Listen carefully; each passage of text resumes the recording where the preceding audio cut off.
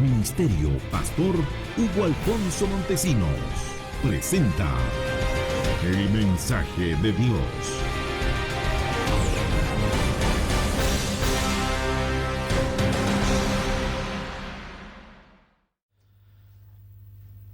Ninguna ofrenda que ofreciereis a Jehová será con levadura, porque de ninguna cosa leuda ni de ninguna miel se ha de quemar ofrenda para Jehová.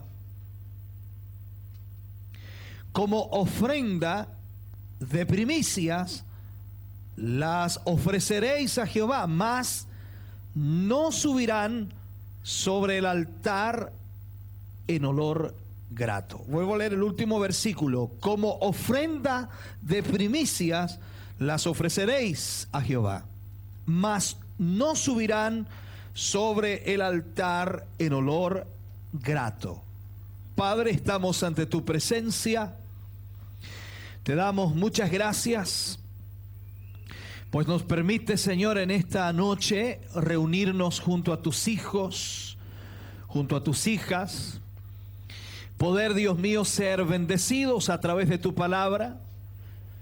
Y esperamos, Señor, que los minutos que podamos emplear para ministrar esta palabra a tus hijos, tú puedas, Señor, obrar poderosamente, puedas tocar nuestra vida y nuestro corazón y hacernos entender, Dios mío, lo que necesitamos saber de tu palabra. En el nombre de Jesús, pedimos tu gracia divina sobre nuestras vidas, para la gloria de nuestro Señor Jesucristo. Amén y amén, Señor. Demos la gloria al Señor. Gloria a Dios, gloria a Dios, gloria a Dios, aleluya. Ese aplauso es de alabanza para el Señor. Gloria a Dios. Bendito sea el nombre del Señor. Gracias, Señor Jesús. Bien, reciba su asiento. Vamos a hablar hoy día acerca de un tema, creo que a todos nos interesa, y vamos a abordar un tema que le vamos a titular apostasía.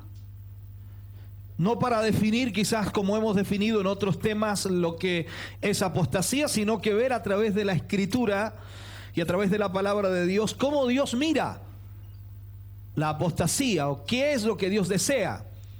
A veces pasamos mucho tiempo descifrando y analizando lo que es la apostasía, pero vamos a mirar a través de la Biblia cómo Dios la ve, sin llamarla apostasía, sino cómo Dios la ve. Tal vez la primera pregunta que vendría a nuestra mente al leer el título, y sin duda al ver este versículo que hemos tomado hoy día, lo primero que nos preguntamos, ¿por qué el Señor habla de miel y levadura, o levadura y miel, que no puede ser entregada al Señor o quemada ante el Señor? Y ahí comenzamos a hacer esa pregunta a nuestra vida, porque sin duda, cuando el Señor entregó todas las leyes ceremoniales y todo lo que Israel debía hacer ante la presencia de Dios, era importante hacerlo de acuerdo a lo que Dios lo había establecido.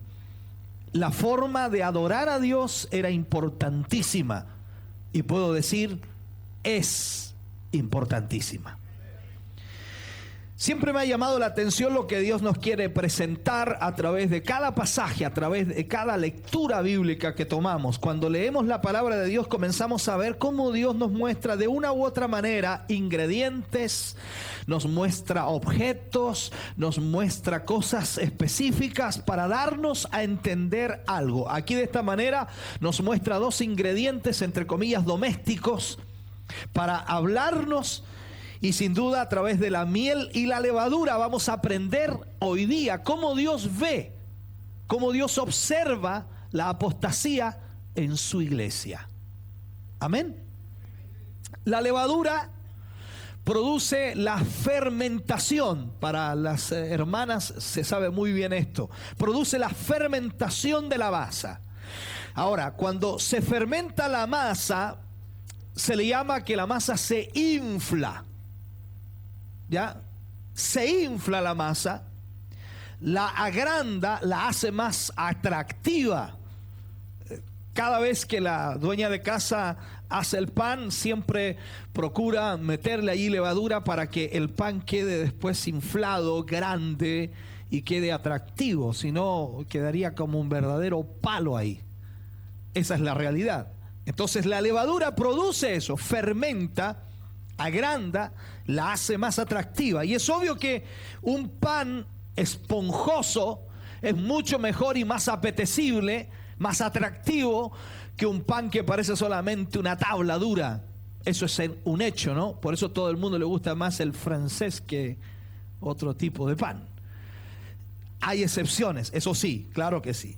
Ahora, por consiguiente, la levadura también ablanda la masa, le da una consistencia más blanda. La palabra de Dios nos señala entonces con mucha precisión que la levadura también es el símbolo, y escuche bien aquí, el símbolo del pecado. La levadura es el símbolo del pecado, y aquí a algunos no les gusta, o sea, ¿cómo? La levadura sirve para el pan, pero ahora el Señor viene y nos marca y nos dice que la levadura es símbolo del pecado. En muchas oportunidades el Señor Jesús le dijo a los discípulos que se cuidaran de la levadura de los fariseos. Gracias a Dios no hay ningún fariseo acá.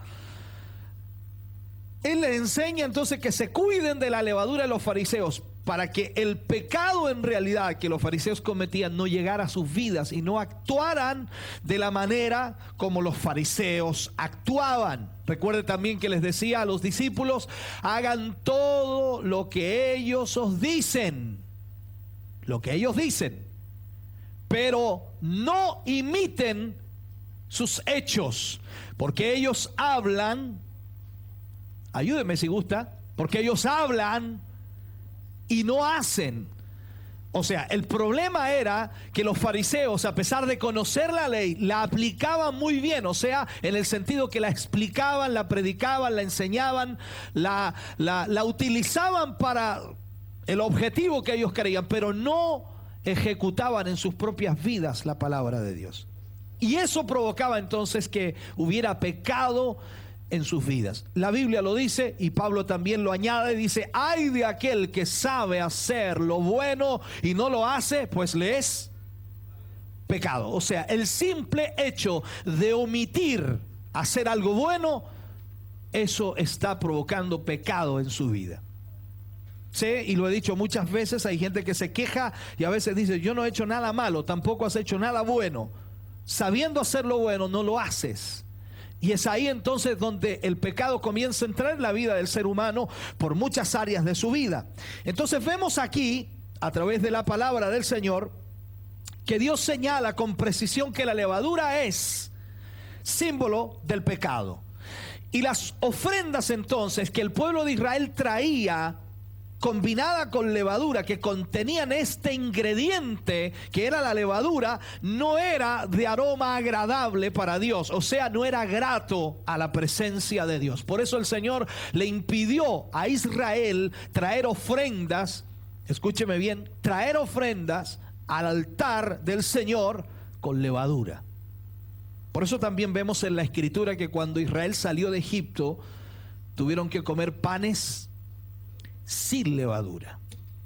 O sea, hasta en ese punto se cuidaba a Dios de que los hijos de él pudieran entender que la levadura provocaría un problema serio en sus vidas. Ahí estaba el punto. Entonces allí vemos que Dios no quería ver nada que contuviera levadura. No era un aroma agradable ni grato a la presencia de Dios. Por su parte, la miel. ¿A cuánto le gusta la miel? Nos hace bien la miel para la garganta, sobre todo. Eso es una realidad. Entonces, la miel simboliza la dulzura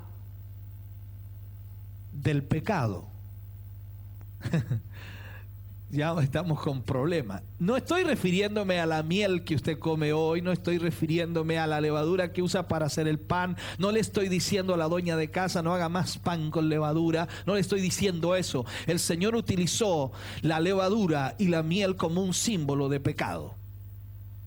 Y lo utiliza para que nosotros entendamos entonces cómo Él ve la situación. Y a tal extremo que cuando Israel le traía a Él las ofrendas, Él decía que no podía ser con levadura ni mucho menos con miel. Ninguna de esas dos cosas. Sí añade que puede traerse como una primicia, pero no, ¿me entiende? Integrando parte de una ofrenda la levadura y la miel, o sea, cocida o fermentada. Esa es la realidad. Entonces, vemos que la dulzura de la miel es como la dulzura del pecado. Alguien dice, no hay dulzura en el pecado. Cuando recién lo comete, sí. Después es cuando trae amargura el pecado. Pregúntele a cualquier pecador. Después que comete el pecado dice, Dios mío, lo que hice. Pero cuando lo estaba haciendo, no había problema. ¿Es así o no es así? Entonces, la vanidad también está identificada por la dulzura de la miel. La vanidad, la suavidad licenciosa y engañosa que tiene el pecado. Entonces ahí la miel identifica esto. El pecado es dulce para el pecador. Ese es el problema. Recordemos aquel proverbio que dice, porque los labios de la mujer extraña destilan miel. Miren lo que dice el libro de Proverbios. Porque los labios de la mujer extraña destilan miel, mas su fin es amargo como el ajenjo. Yo no conozco el ajenjo. ¿Alguien conoce el ajenjo? O a lo mejor lo conocemos aquí con otro nombre. Pero tiene que ser una cosa bien amarga, ¿no? Amarga como hiel, diríamos nosotros. ¿Alguien ha probado una hiel alguna vez? Esa es cosa terrible. Entonces, amargo es el pecado cuando una vez ya la persona lo ha practicado, lo ha vivido. El pecado después trae amargura terrible. Entonces es ahí. Dice que los labios de la mujer extraña destilan miel, mas su fin, no el pecado en sí, en el momento, sino su fin, su consecuencia es amarga como el ajenjo. Entonces la miel seduce, la miel atrae, la miel cautiva y lleva también a multitudes a ser consumidos por la amargura del pecado. Entonces el Señor usa estos dos elementos para mostrarnos a nosotros cómo ve Él la situación del pecado de la iglesia.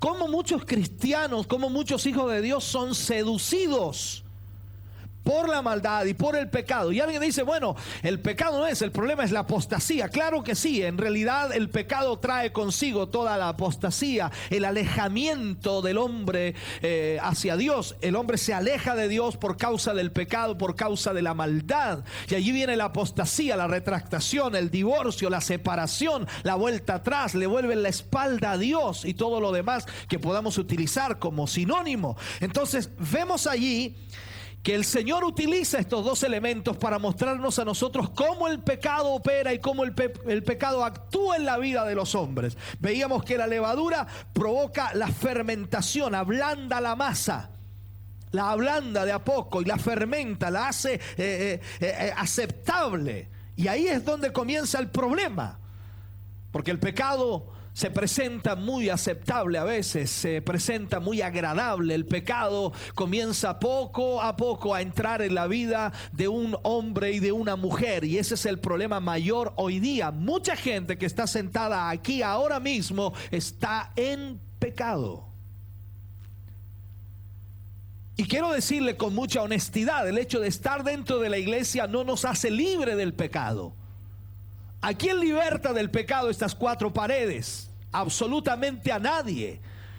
Pero el único que puede llevar al hombre fuera y libre del pecado, romper las cadenas de la maldad del pecado, es Jesucristo. Pero no es una mera expresión o un nombre, sino la vida de Cristo en nosotros. O sea, que nosotros entendamos que con Cristo en nuestras vidas podremos salir adelante. Y ahí es cuando obedecemos la palabra de Dios. Porque si no la obedecemos, entonces inmediatamente caemos en el pecado. Somos seducidos por el pecado. Y el pecado a veces, como decíamos de la miel, es dulce, es atractivo, es la dulzura, la vanidad, la suavidad que llega a nuestra vida. Y ahí es donde el hombre cae. Entonces estamos hoy día en este tiempo viviendo un tiempo difícil, un tiempo complicado, un tiempo incluso profético, un tiempo en el cual se anuncia el inminente retorno de Cristo. ¿Cuántos saben que Cristo viene? Ahora, para muchos de los que están aquí ya se les olvidó. Lo saben en teoría, lo saben por conocimiento, lo saben por teología, pero se les ha olvidado. Porque si vieran sus vidas, cómo la viven, en realidad están demostrando de que ellos no creen sinceramente que Cristo puede venir en cualquier momento. Tu condición de vida, ¿cómo está ante el Señor? ¿Cómo estás ante Dios? Dios nos mira y nos dice: ustedes están en apostasía. Ustedes no les interesa lo que yo les quiero dar, ni les interesa lo que deben hacer por mí. Ustedes no están viviendo para mí, ustedes están viviendo para ustedes mismos. Me usan a mí cuando me necesitan y luego me sueltan porque creen que ya no es necesario buscarme. Eso es apostasía, y Dios la mira de esa manera.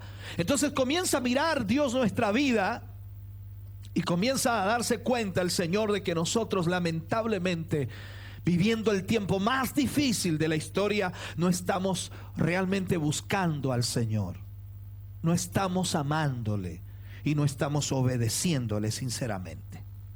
La palabra de Dios, de alguna manera, ha sido rebajada. ¿Lo puedo decir así? Ha sido rebajada. O sea, la palabra de Dios ha sido llevada a un mensaje lisonjero, a un mensaje agradable, a un mensaje en donde la gente se sienta cómoda y se sienta bien. Si bien es cierto, no es una palabra dura la palabra de Dios, sino es una palabra que viene para destruir la maldad del enemigo en contra de nuestras vidas. La palabra no viene para destruirte a ti, la palabra viene para destruir lo que el diablo ha puesto en ti. Y eso es lo que debemos entender, aunque nos duela en algún momento algo que la palabra nos diga, es para sanar nuestra vida.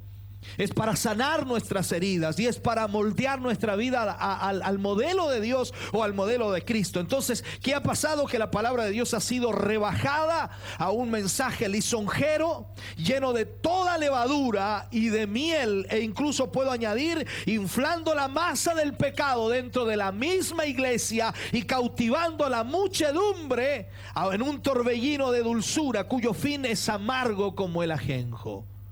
O sea, en otras palabras, estamos viendo hoy día a la iglesia más tranquila que nunca.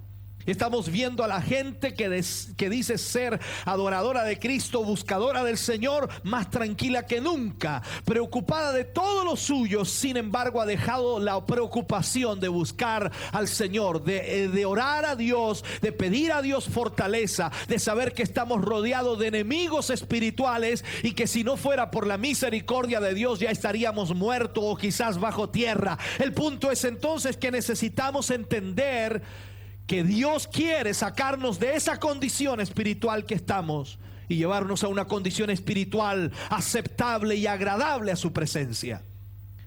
Podríamos poner este plano: si Dios se molestó con Israel cuando traían ofrendas a Él con levadura y miel y Él no se las aceptó, no era agradable ese aroma o grato ese aroma al Señor. Por lo tanto, imagínense usted que viene al culto hoy, después de haber tenido toda una semana o un día de pecado, su mentalidad, lo que oyó, lo que vio, lo que observó, lo que habló, lo que pensó, lo que dijo, todo lo que vivió durante este día, si usted no vivió una vida apartada de todo aquello, tratando de no perder la conciencia de que Dios es real, de que Dios es verdadero, que en todo momento su mente estaba puesta en el Señor, entonces imagínese, viene hoy aquí quizás a darle la alabanza a Dios y Dios dice: ese aroma no me es grato, esa ofrenda que me traes no me es grata, no me gusta. No quiero que traigas eso porque eso es parte del pecado. ¿Me está entendiendo? Entonces Dios mira así la apostasía. Mira a la iglesia en una condición complicada, en una condición débil. El Señor Jesús, ¿se acuerda usted que le criticaron al Señor? En un momento le criticaron por la dulzura de sus palabras. Aparece por allí en el libro de Juan 6:60. Le criticaron por la dulzura de sus palabras. Y hoy ocurre exactamente lo mismo con aquellos que se levantan contra la apostasía de la iglesia. ¿Cuál es su posición ante Dios en este día? El hecho de asistir a una congregación, el hecho de congregarse, no nos hace libre del pecado. ¿Sabes tú que puedes venir aquí y estar en pecado? Y quizás nadie te diga absolutamente nada. Y tú sabes que vas a la iglesia y nadie te va a decir nada. Y sobre todo cuando hay iglesias en donde no se menciona nada en contra del pecado, la maldad. Nadie te dirá nada. Te sentirás hasta incluso cómodo donde estás. Sentirás que todo está bien, sentirás que todo va marchando viento en popa, pero tu vida no está bien ante Dios y tu condición espiritual no está bien ante Dios y tú necesitas de Dios y es una verdad, pero te has conformado y te has quedado así porque nadie te ha dicho nada. Pero cuando comenzamos a hablar en contra de esto y comenzamos a predicar en contra del pecado y la apostasía que hoy la iglesia está viviendo, entonces ahí comenzamos a escuchar frases como las que decían los fariseos. Inmediatamente viene la frase célebre de mucha gente evangélica: aquí hay falta de amor. No te estoy ofendiendo con esto, te estoy diciendo que tienes que tener cuidado con tu vida espiritual. Te estoy diciendo que puedes caerte en un hoyo a la salida. Te estoy diciendo que puedes perder tu alma. Y te estoy tratando de decir que el Señor, Él quiere sostenerte. O sea, Él quiere ayudarte. Él quiere darte todo lo que necesitas. Pero no te alejes de Dios, porque así no encontrarás bendición para tu vida.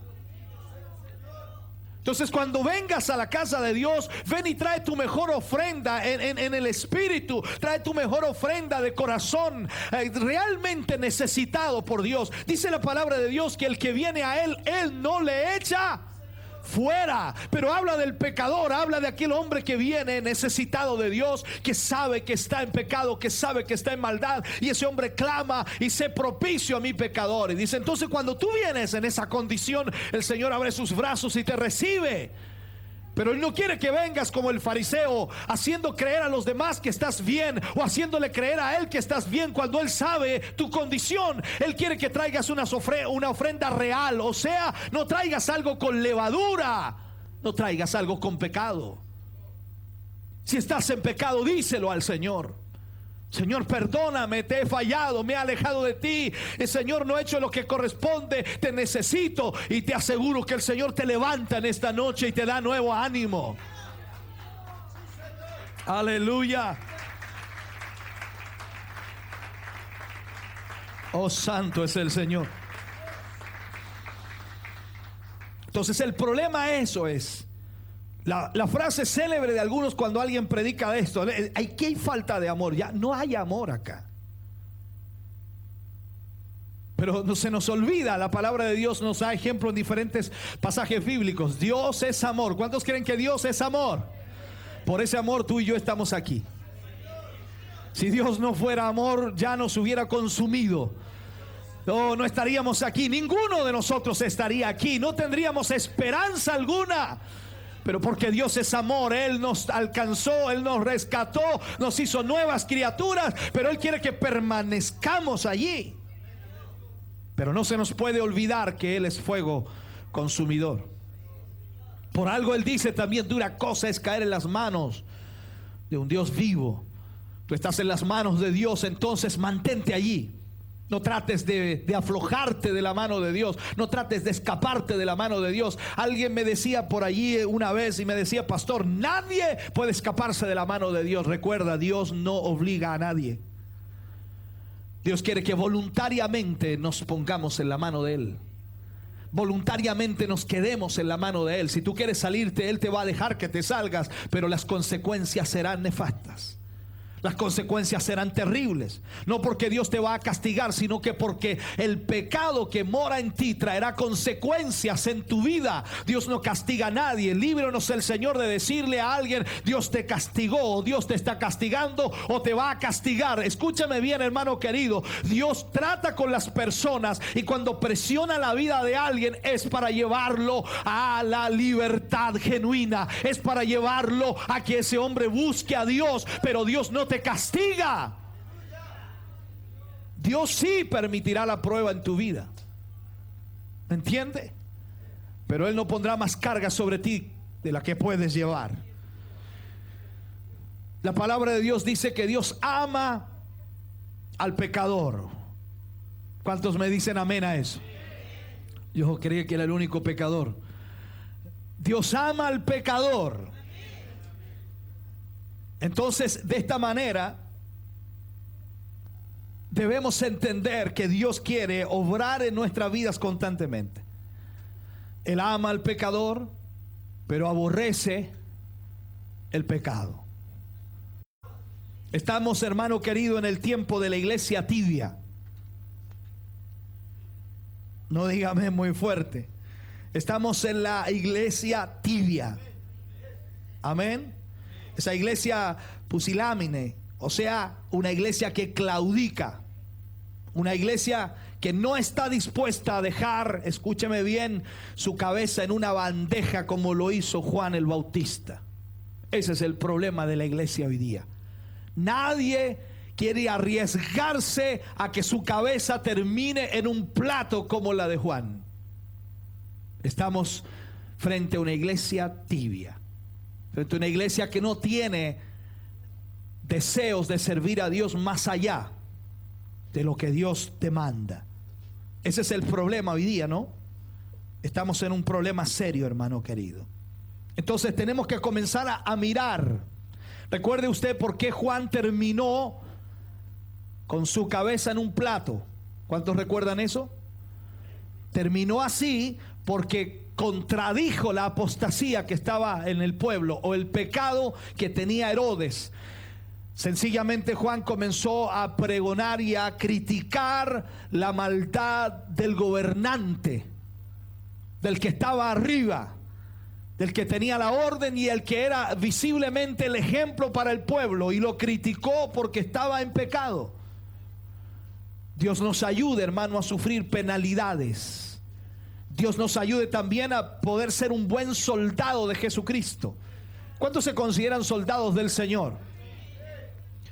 Tenemos pocos, ¿ah? Será el frío que a lo mejor nos tiene así, medio entumidos. Cristo dijo: ay de vosotros, y quiero leerle este versículo, si no lo ha leído, escúchelo bien, Lucas 6:28, anótelo si quiere allí, porque siempre decimos el otro versículo cuando estaba en las bienaventuranzas, y cuando le decía: si hablan contra vosotros mal, mintiendo, gozaos. Pero mira lo que dice aquí: ay de vosotros cuando todos los hombres hablen bien de vosotros, porque así hacían sus padres con los falsos profetas. Algunos piensan que tienen que hablar, todo el mundo tiene que hablar bien de usted. No será así. Si usted está haciendo la voluntad de Dios, va a haber gente que va a hablar peste de usted. Lo va a mirar como lo peor. Para ellos usted será un demonio, para ellos usted será lo peor que existe, pero usted debe entender el propósito de Dios ante eso. Si están mintiendo, gócese. Si están diciendo la verdad, cambie. ¿Es correcto lo que digo? Si hablan de usted, usted no se escude en este versículo ni en el otro. No se escude, dice, no, si dice la palabra de Dios que van a hablar contra mí mintiendo, yo debo gozarme, sí, por eso me gozo. Pero si están diciendo la verdad, cambie.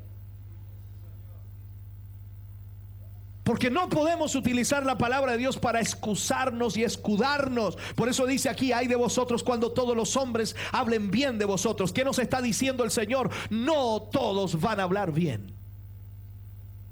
¿Me estás oyendo, hermano? No todos van a hablar bien. El hermano que está a tu lado un día hablará mal de ti. La hermana que está a tu lado un día hablará mal de ti. ¿Me estás oyendo? Y vas a tener que entender ese proceso y vas a tener que comprender que así tiene que ser.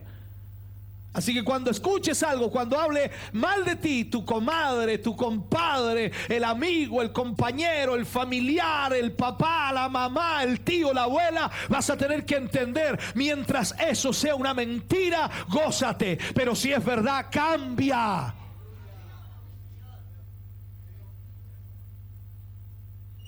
Los anuncios de los tiempos de apostasía son abundantes en la Biblia. Hay un montón de pasajes. Yo podría estar toda la noche aquí dándole pasajes, pero no tenemos toda la noche, ¿cierto?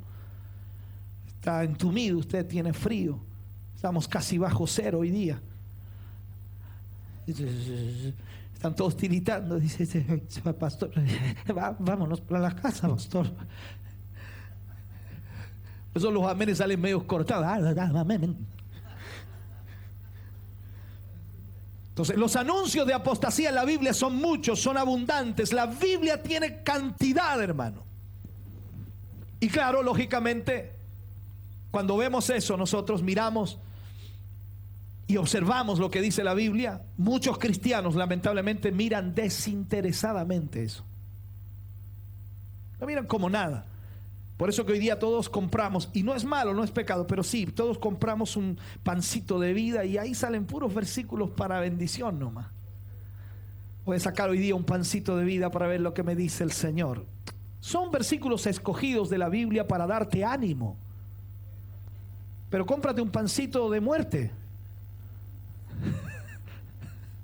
Ya que ese se llama pancito de vida, cómprate un pancito de muerte.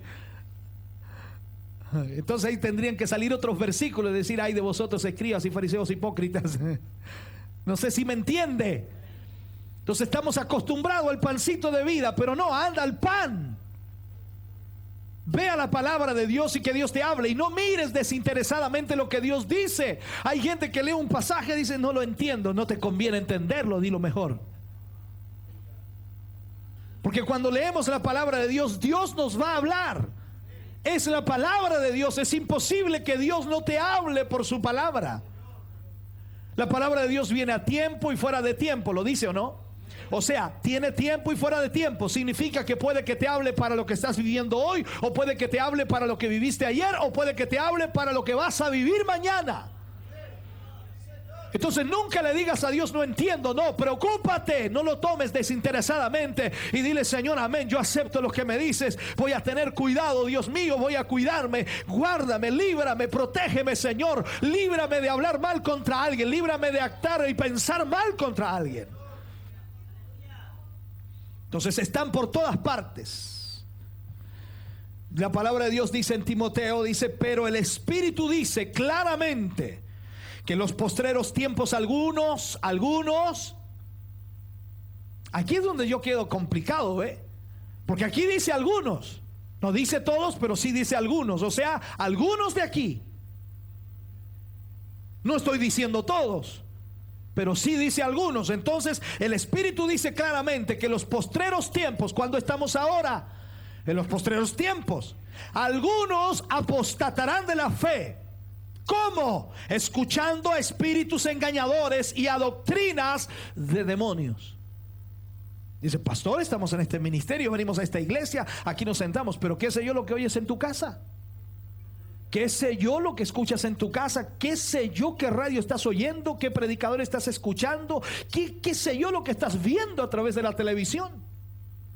¿Qué sé yo lo que estás creyendo y pensando en tu mente y corazón? Solo Dios lo sabe. Por eso Él habla a tiempo y fuera de tiempo.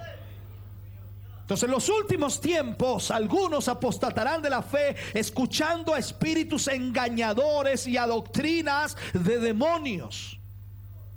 Pablo dice a Timoteo que haya una perfecta nitidez en lo que Dios anuncia para el último tiempo. Y sin duda también en muchos lugares no hay avivamiento hoy día. ¿Cuántos creen que hay avivamiento? ¿Ve? No hay avivamiento hoy día. En muchos lugares ya no hay avivamiento.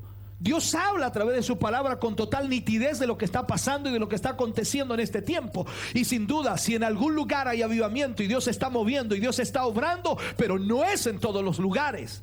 Hay lugares en donde no se vive avivamiento, no hay conquista, no hay siega, no hay cosecha, no hay abundancia. Por el contrario, lo que la iglesia debe es estar sencillamente cruzar o tratar de cruzar la última jornada, que es de alguna forma una gran deserción.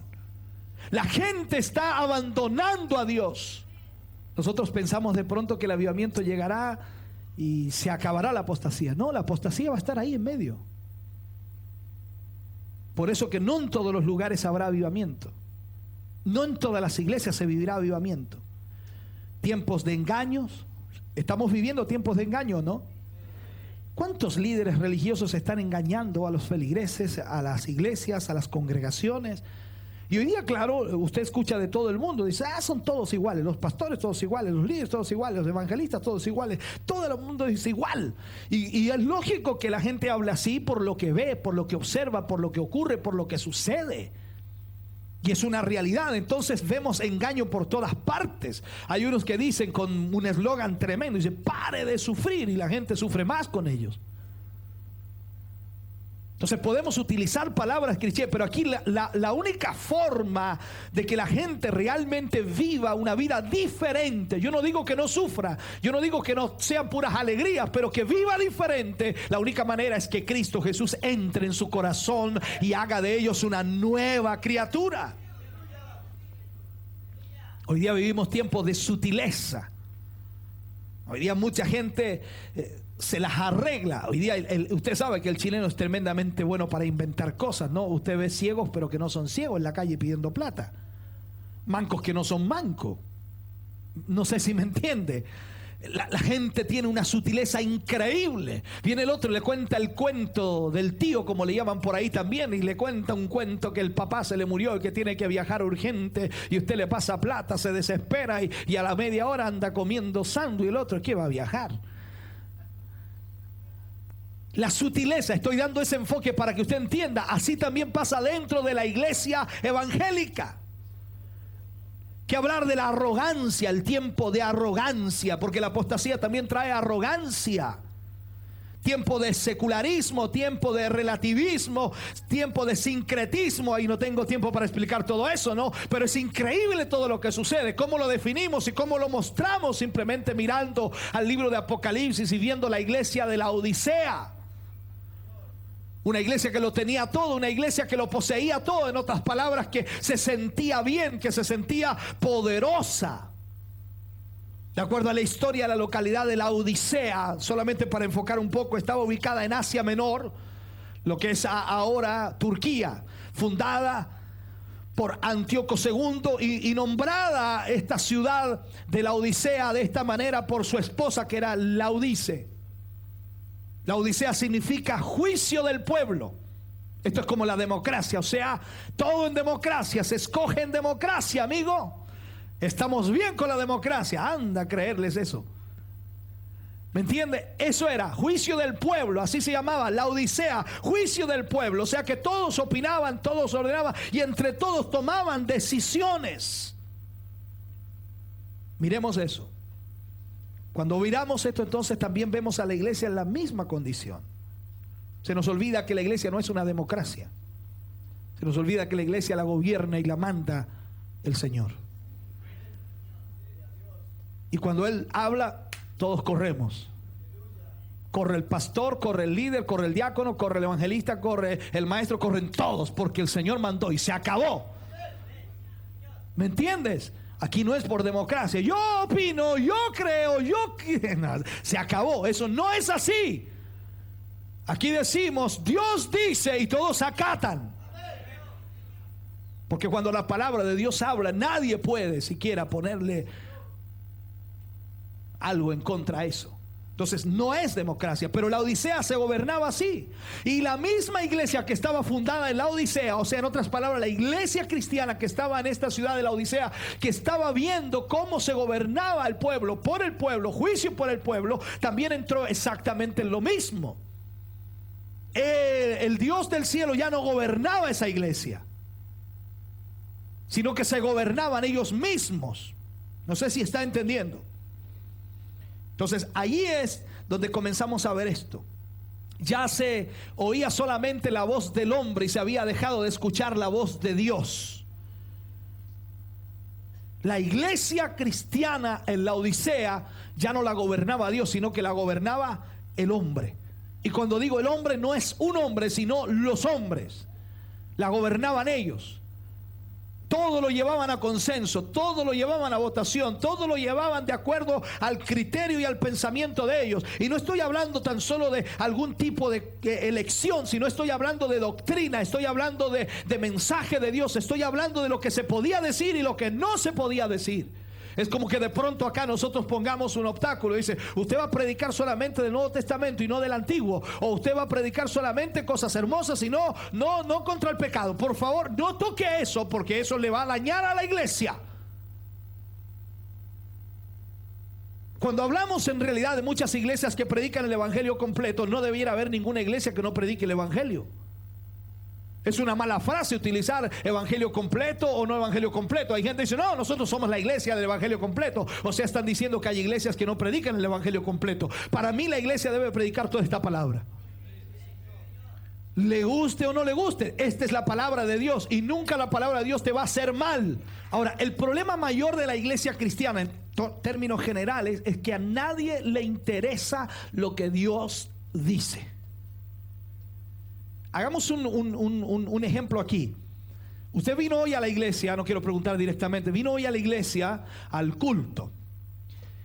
Y seguramente en su mente pequeñita, en su corazón, usted dice, voy a ir a la iglesia para ver, me voy a poner muy espiritual, para oír lo que Dios tiene que decirme. No les voy a pedir que levanten la mano los que pensaron así, los que sintieron así. O otro grupo sencillamente vino por venir. Y otros vinieron obligados. Y hace tanto frío. Entonces la gente ya no está interesada en oír lo que Dios dice. Yo me imagino a esa cantidad de gente que iba al Jordán para escuchar a Juan el Bautista. ¿Recuerda usted la Biblia cuando leemos eso? Caminaban 15 kilómetros. 15 kilómetros para ir al Jordán, para escuchar a un hombre vestido de piel de camello, para escuchar solamente puras cosas duras.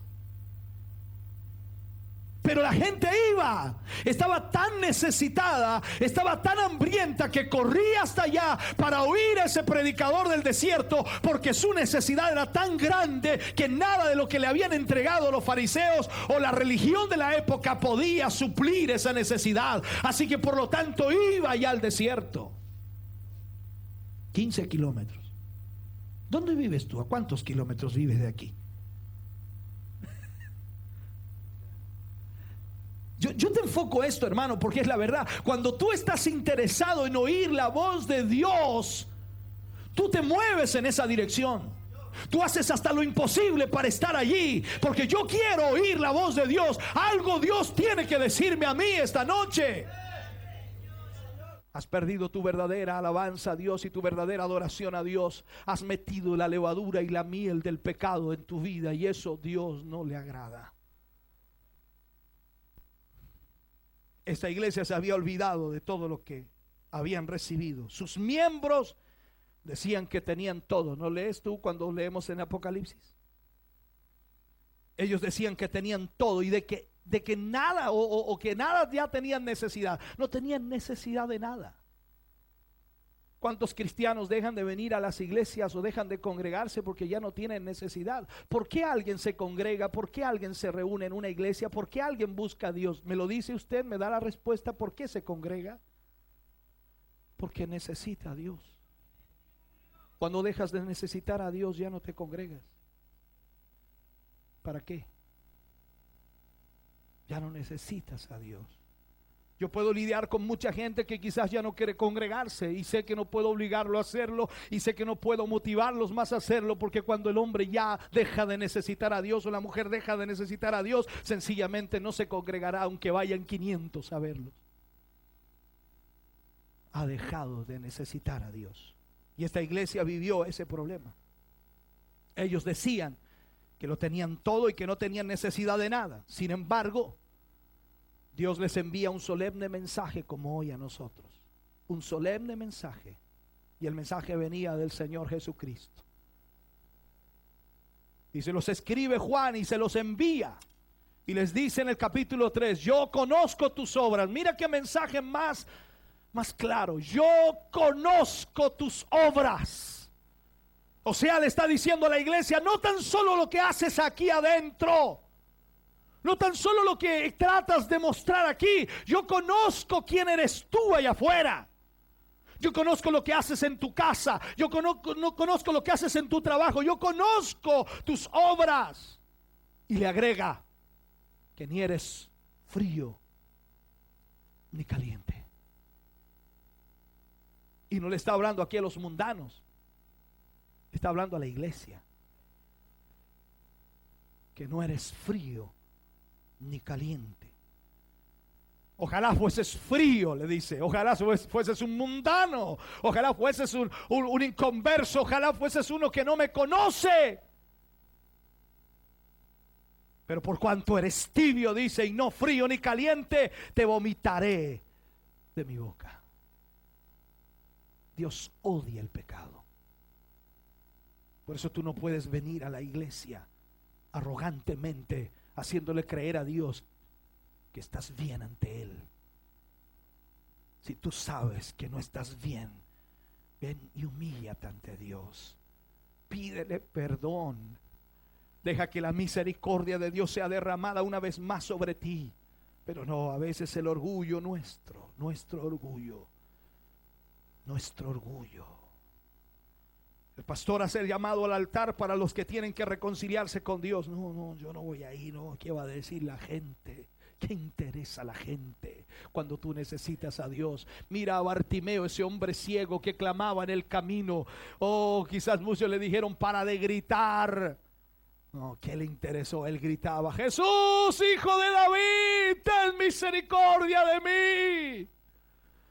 ¿Cuándo comenzaremos a oír a esa gente loca que viene al culto clamando a Dios por misericordia, pidiendo a Dios por amor, pidiendo a Dios que Él toque sus vidas una vez más? Como el salmista David le gritaba y le decía a Dios en ese salmo que decía, devuélveme el gozo de mi salvación. Yo no puedo seguir viviendo de esta manera, devuélvemelo.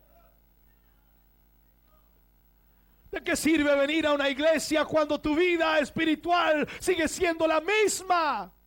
Y cada vez te arruinas más. Oh no, yo quiero ir a una iglesia en donde la presencia de Dios pueda tocar mi vida y pueda impactar mi corazón. Y eso es lo que queremos, que esta iglesia sea un manantial de vida. Oh aleluya, donde el agua de Dios fluya, donde la presencia de Dios impacte las vidas. Pero no va a impactar a un altivo ni a un orgulloso, va a impactar a un humilde, a un hombre que se humilla ante Dios.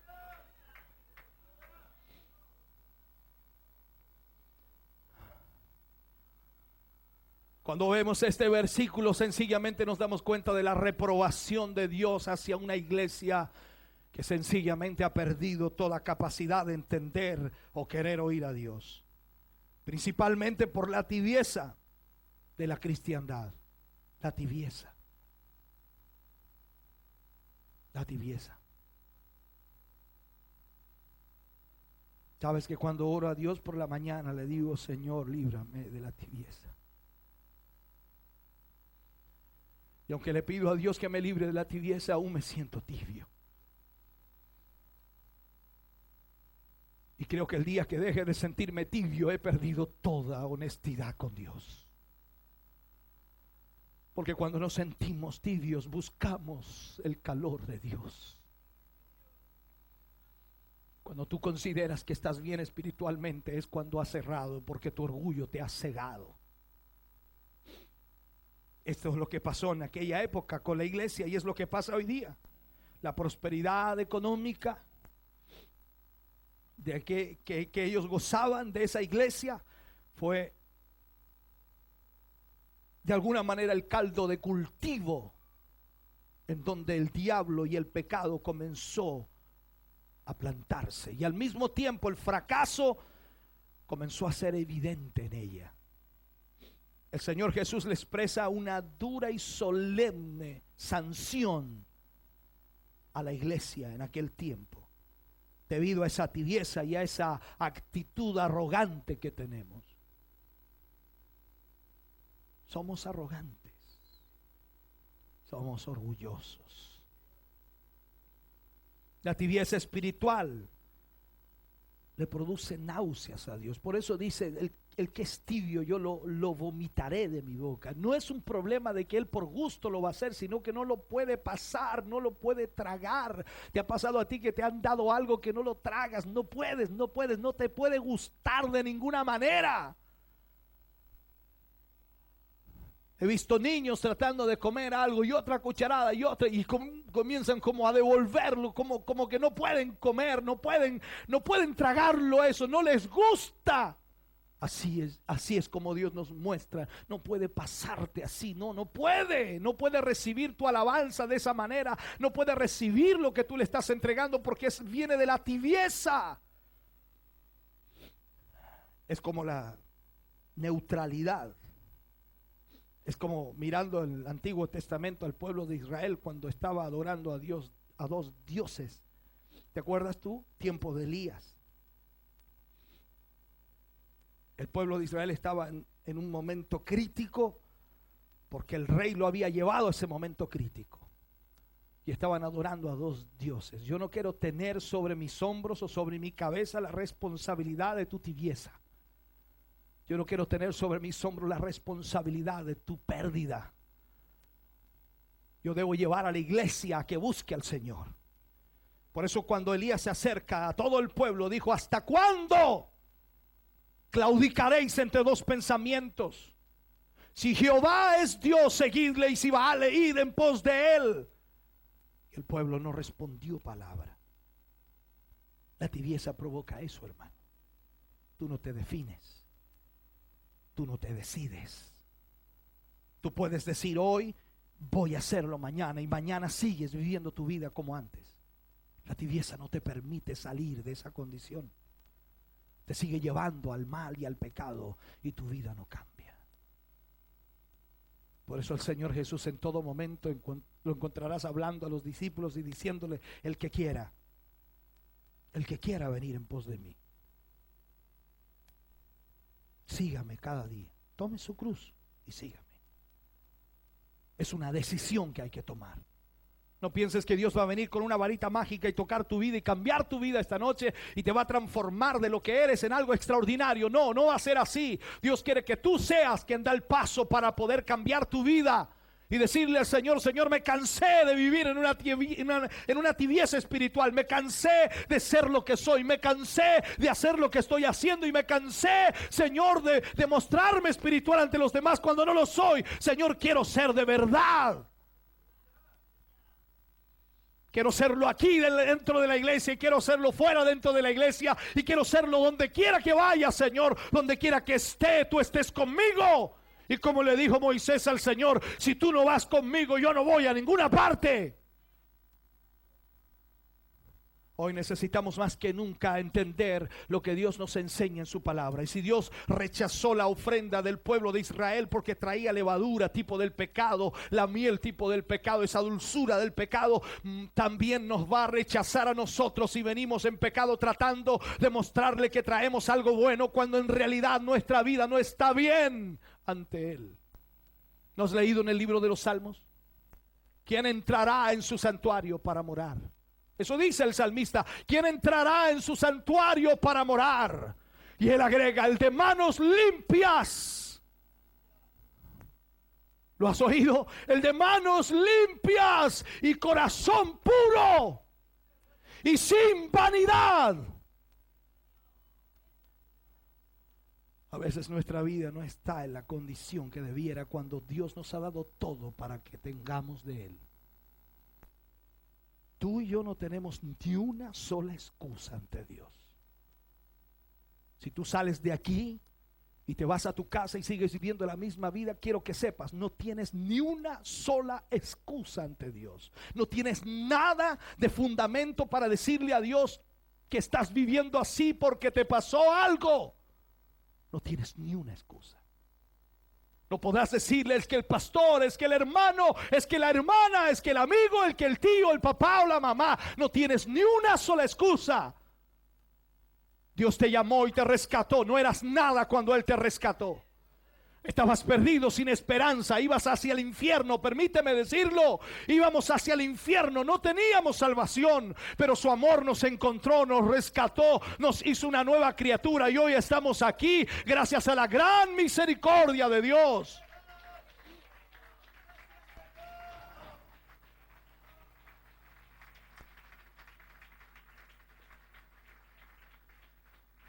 Yo estoy agradecido con el Señor. Yo estoy agradecido por su amor. Yo estoy agradecido por su gran misericordia. Yo le necesito cada día.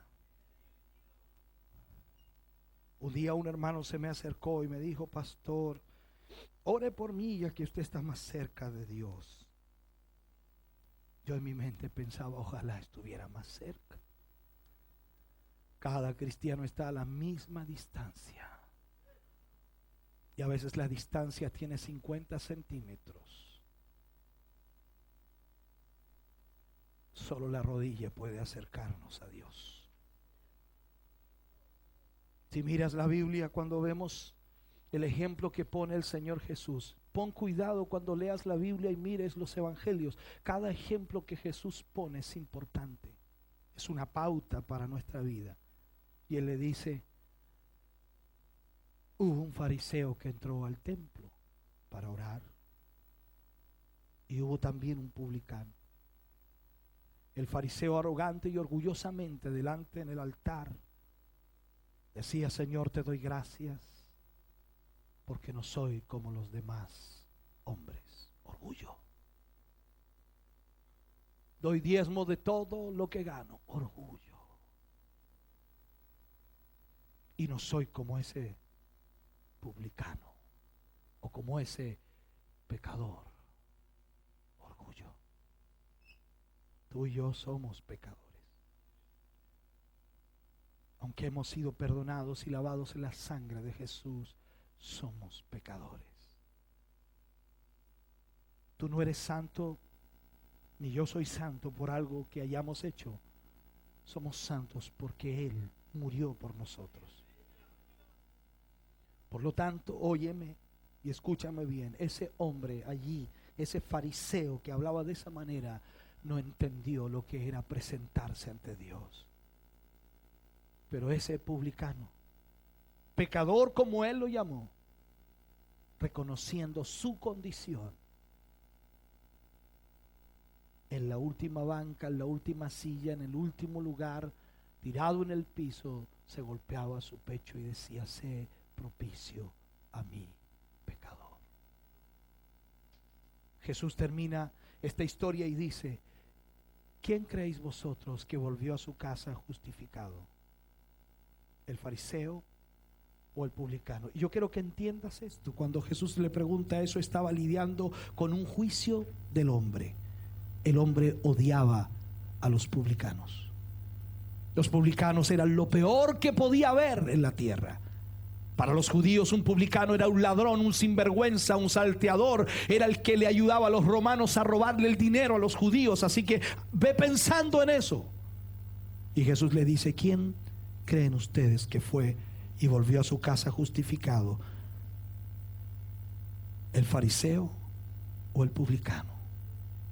Los hombres tuvieron que reconocer que el fariseo había usado de su orgullo, creyendo que ya estaba justificado por sus hechos, cuando nuestra justificación viene solo por Jesucristo. Nada bueno que hagas tú te justificará. Solo Jesucristo puede justificarte. Por eso dice él a los discípulos: yo soy la vid verdadera y vosotros sois los pámpanos, y apartados de mí nada podéis hacer. Los hombres tuvieron que reconocer que ese publicano, ladrón, sinvergüenza, como quieran llamarle, había sido justificado por el Señor, porque él había pedido misericordia.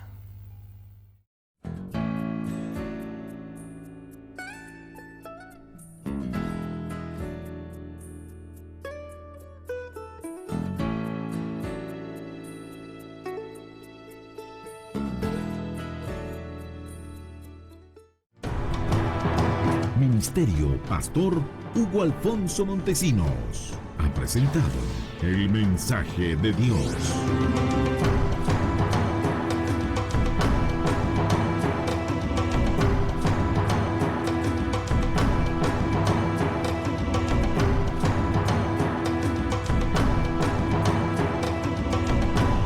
Esperamos que Dios haya bendecido su vida.